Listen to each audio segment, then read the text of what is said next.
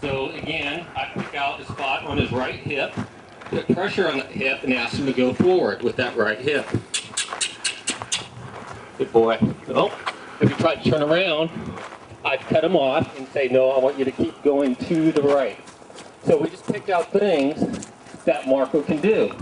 And this was one of them. Nope, back to the right. And this was one of them. Go left and right and do inside turns, which means he turns into me. So now if I back up, he wants to make an outside turn, so I'll back up again until he comes into me.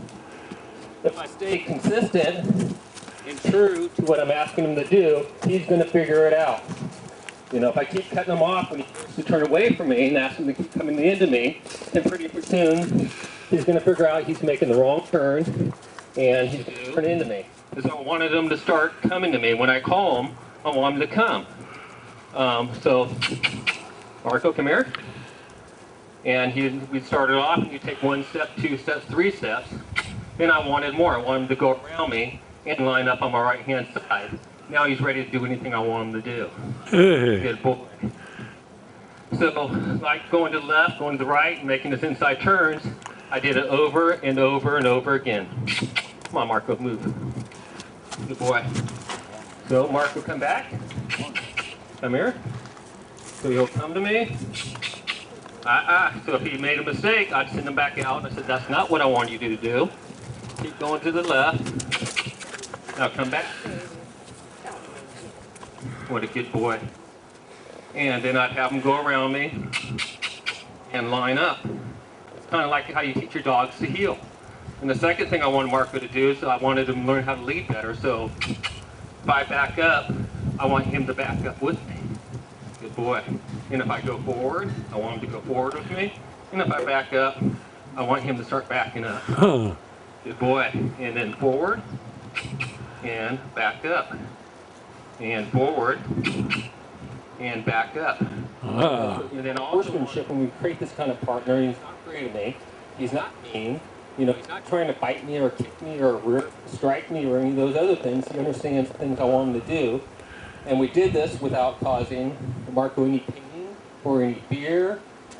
We didn't punish him for when he made a mistake. I didn't sit there and punish him and beat on him for it, because that's not how he's going to learn. He's going to learn what I want him to do. So who wants to come in and work with Marco? Ask him to come forward. Who wants? Okay. Okay, ask him now. There you go. And what you're going to do is you're going to stay by this left hip. Now that's close enough right there. Now if the horse can kick out 7 feet in back of itself, you want to stay 10 feet back.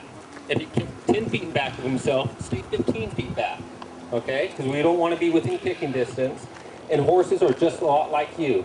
You know, that sometimes they say, I don't want to. You know, I don't want to do this anymore. And sometimes they'll kick out and say, I don't want to.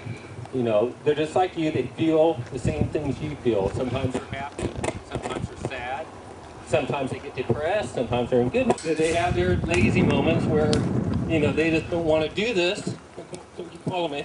They don't want to do this anymore.